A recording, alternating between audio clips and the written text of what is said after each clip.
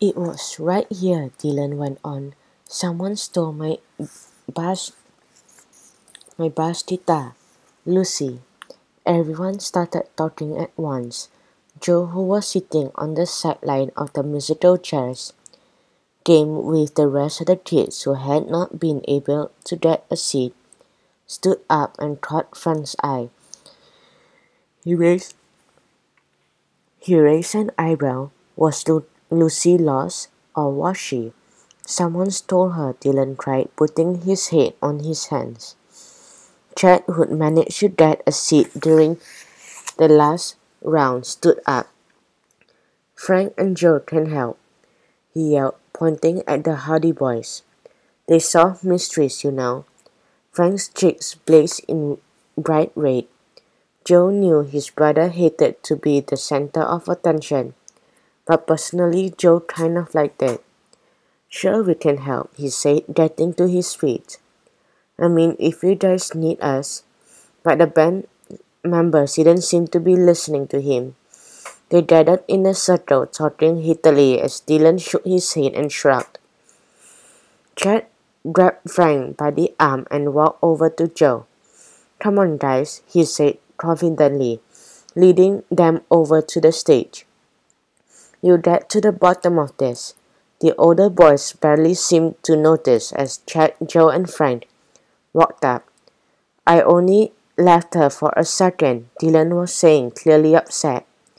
She was out here when we all went inside to go over the set list, and now she's gone.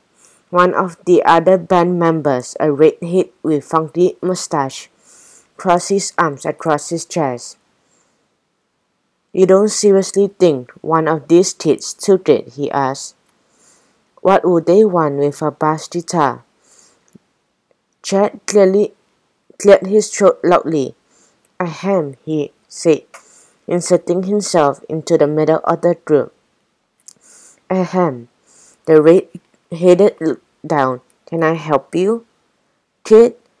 Chad smiled. I hope so. May I introduce you to Frank and Joe Hardy? He pointed to Joe and his brother. 4 blank faces stared down at the boys.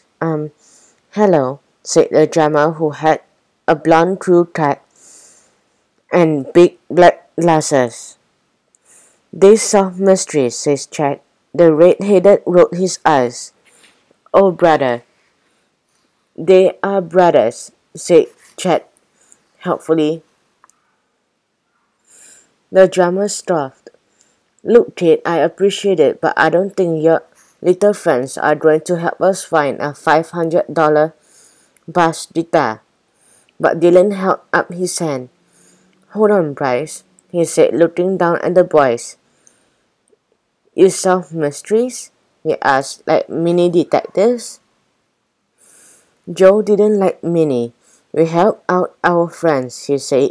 We ask questions and we figure things out. We could help you if you like.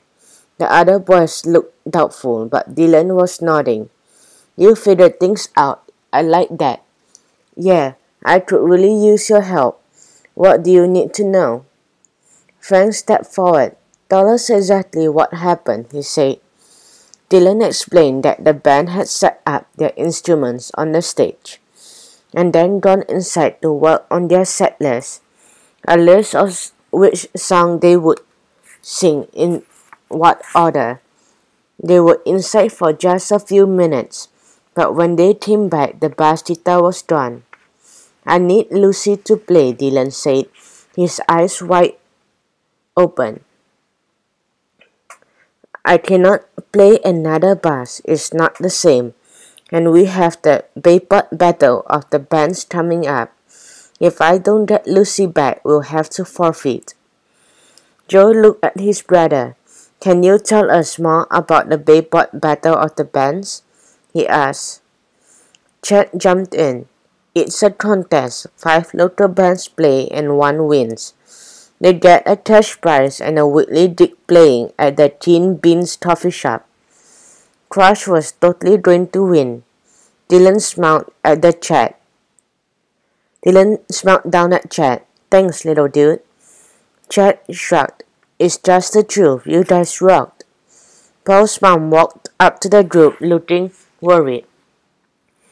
I searched all over the house, she told Dylan.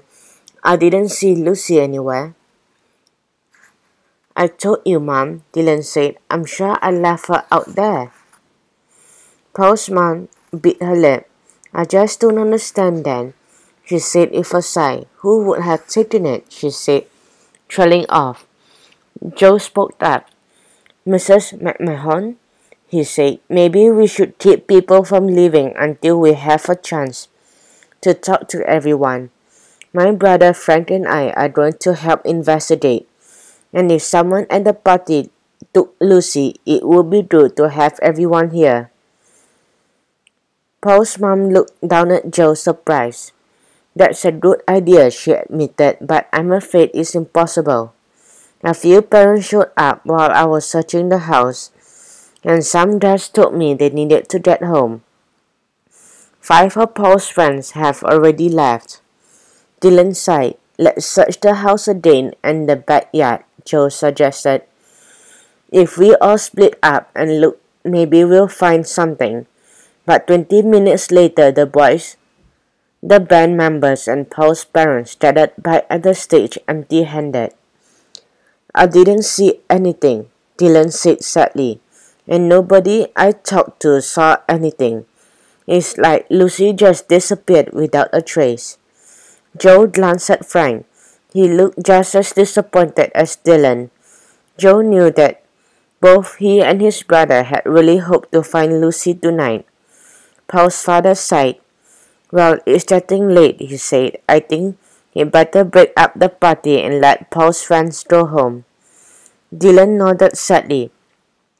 Joe touched his arms. Listen, he said, Frank and I will sleep on it, and tomorrow morning we'll start asking around. I promise you we'll keep looking until we find Lucy or figure out what happened to her. Dylan still looked upset, but he gave Joe a sad smile and held out his hand for Joe to shake. Thanks, dude, he said. I appreciate your help. You and your brother, you're all right. Joe smiled. We love helping people when they needed it. That's why he and Frank love solving mysteries. All right, kids, Paul's mom announced, calling over to the remaining birthday guests who were clustered under a tree. Thank you all for coming, but I think it's time for everyone to go home. Dylan sighed. I hope we find Lucy soon, he said so quietly that only Joe and Frank could hear. With her missing, there's no way I'll get any sleep.